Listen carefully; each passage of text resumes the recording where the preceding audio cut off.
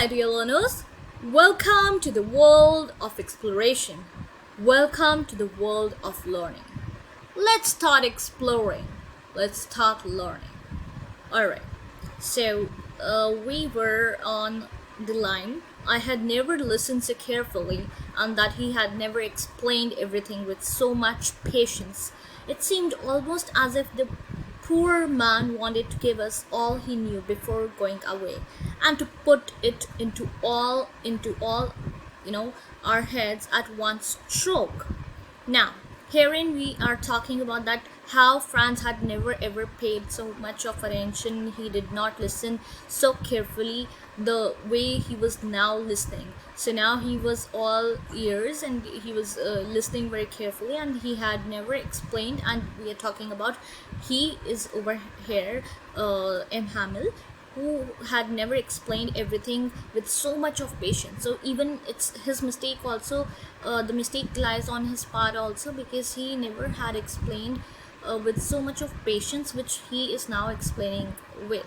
Right? It seemed almost as if the poor man wanted to give us all he knew. It seemed as if he wanted to, basically instill in them all he knew, all the things that he knew. He wanted to make them understand.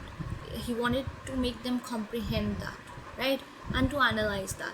It seemed almost as if the poor man wanted to give us all he knew before going away, before he left, and put it into all our heads at one stroke. And at one stroke only, he wanted them to understand. After the grammar, we had a lesson in writing. So now, after the grammar portion was over, they had a lesson in writing. Right? That day, M. Hamill had new copies for us, written in a beautiful round hand. France, Alsace, France, Alsace. They looked like little flags floating everywhere in the schoolroom, hung from the rod at the top of our desks. So they were like the little flags. The comparison is being done. You ought to have seen how was the scratching of the pens over the paper was done, right? Once some beetles flew in, but nobody paid any attention to them. Now we are talking about that how now all the people out there, the villagers, the old people, children, all of them, they were so attentive that they did not even pay attention to the littlest things that were taking place in their classroom, right? For instance, when beetles flew in, nobody paid any attention to them, not even the littlest ones, who worked right on tracing their pigeons, cooed very low. And I thought to myself, will they make them sing in German? Even the pigeons. So now we are, again, this is very important, that when we talk about will they make them sing in German, even the pigeons, we are talking about the dominance of French language. We are talking about the dominance of we're talking about the dominance of German language. That how German language will replace French language. Will they even tell the pigeons also to sing in German language, right? They will also sing in German language. Will the pigeons also sing in German language, right? So the comparison is being made. So we are talking about another major, very important concept comes into play, which is about linguistic chauvinism, which means when one language is dominating the other language, right, and is replacing the other language altogether. So when we think that one language is superior to another language, for instance, here in Germans used to have this opinion, or used to instill this opinion in the minds of people, that their language is superior to the French language, right? Similarly, you can relate. How can we relate? We can relate it in the sense that when Britishers took over, they basically instilled this notion into the minds of people, including all of us, that English is far more superior to Hindi and Sanskrit, which is obviously not the case. Being an Indian, being a true Indian, I do feel that each and every language should be treated with respect. We should respect each and every language, right? But we should not consider that one language is superior to another. because as we know, Sanskrit was the mother of all the languages. Sanskrit is very important, but nowadays we are studying English, right? So that means English took over, and English has become a global language. So English took over, English dominated each and every culture, each and every part of India. So whenever we talk about colonialism, we are talking about the dominance of uh, English language over Hindi or Sanskrit, which we should have, uh, you know, s- for instance, even in class 11th and 12th, we do not have Hindi or Sanskrit.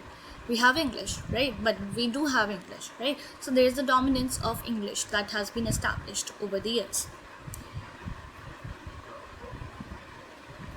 This was just an example that I gave it to you, that how even in our country, in our nation India, how English made its mark, and made it English people made it prominent that our language is superior to yours, and we are superior to you. We are the so-called civilized people, and you people are not civilized, right? That notion was put into the minds of Indian people, and still I do not understand the point that why Indians are going abroad and settling abroad, uh, and with the mindset that that is superior to uh, that where they are going, it's superior, that place is superior, or that language is superior to Indian languages. No, all the languages should be revered, should be respected, and no language is no language should be given this uh, thing that it should be able to dominate another language altogether. So going on whenever I looked up from my writing, I saw M. Hamill sitting motionless in his chair and gazing first at one thing, then at another, as if he wanted to fix in his mind just how everything looked in that little schoolroom. Fancy, for 40 years he had been there in the same place, with his garden outside the window and his class in front of him. So now we are talking about whenever I looked up from my writing, I saw M. Hamill. He saw M. Hamill sitting motionless. He was sitting motionless in his chair, and he was gazing. That means he was looking around the classroom, first at one thing, then at another. So first at one thing, suppose I'm looking at you right now, then I'm looking at another student, then I'm looking at fan, then I'm looking at something else, right?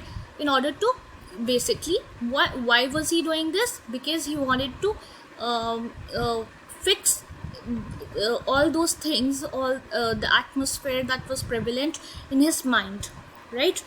In his mind, just how everything looked in that little schoolroom. So he just wanted to have that memory, that how everything looked.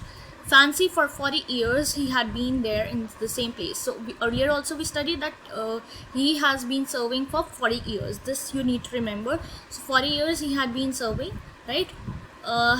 At the same place, with his garden outside the window and his class in front of him. So his garden was outside, obviously, and class was inside. Just like that, only the desks and benches had been worn smooth.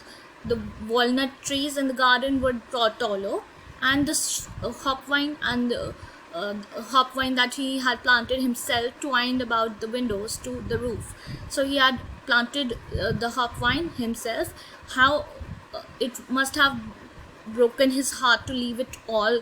So it must have, obviously it breaks the heart when somebody is going away, right? And he was no more going to come to that school in order to teach what he used to love, what he used to do, what he was passionate about. He was passionate about teaching. So only the desks and benches had been worn out. The desks and benches that were earlier placed, they had been worn out. The walnut trees in the garden were now taller. So everything seemed to be have been changed, right? How it must have been broken his heart to leave it all. Poor man, to hear his sister moving about in the room above, packing their trunks, for they must leave the country next day. But he had the courage to hear every lesson to the very last. So but he had the courage, he had the guts to hear every lesson to the very last, right? After the writing, we had a lesson in the history, sorry, in history. So we had a lesson in history, right? And then the babies chanted their ba, be, ba, be, be, bo, boo, right? Ba, be, be, bo, boo. Down there at the back of the room, old Hauser had put on his spectacles, holding his primer in both hands, spelled the letters with them. You could see that he too was crying. His voice trembled, so he was also getting emotional, and his voice, when you get emotional, you start trembling with emotion, with that particular emotion. It was so funny to hear him that we all wanted to laugh and cry. Ah, how well I remember it, that last lesson. So now, how well I remember it, that last lesson. All at once the church clock struck 12, then the Angelus.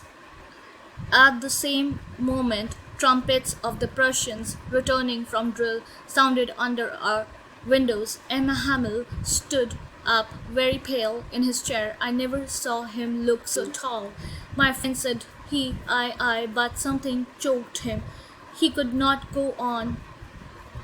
Then he turned to the blackboard, took a piece of chalk, and bearing on with all his might, he wrote as large as he could. So he wrote as large as he could.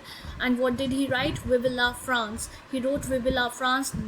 Then he stopped and leaned his head against the wall, and without a word he made a gesture to us with his hand. School is dismissed, you may go. Vive la France is very important. What does it mean?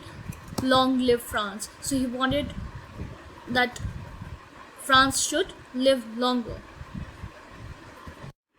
So what did he want? He wanted, he wrote in very bold letters, Vive la France. How would you pronounce it? Vive la France. What does it mean? Long live France. Vive means long, la means live, France means France. Long live France. So Vive la France, long live France. Then he stopped and leaned. So he basically wanted, and Hamel wrote in bold letters, Vive la France, that means long live France. Then he stopped and he leaned his head against the wall, and without a word he made a gesture. So he did not say anything, he did not utter any word, but without saying anything, without uttering any word, he made a gesture to us with his hand like this, right? School is dismissed, you may go, right? So with this we come to the end of the last lesson. Here you can see France. Here you can see Spain. Here it's Bay of Biscay, then the English Channel, then the you can see Paris over here, right? You can see Italy over here, Switzerland over here, Lorraine is over here, and Alsace is over here. So this portion is Alsace and this portion is Lorraine, right? So with this we come to the end of the last lesson. Clear? If you want me to do the question and answers as well, then do let me know in the comment section below, right? We will be covering the question and answers too if you want me to cover. Otherwise we'll move to the next lesson. Okay, this is Sukriti Joshi signing off. Till then, keep learning, keep growing. Bye bye.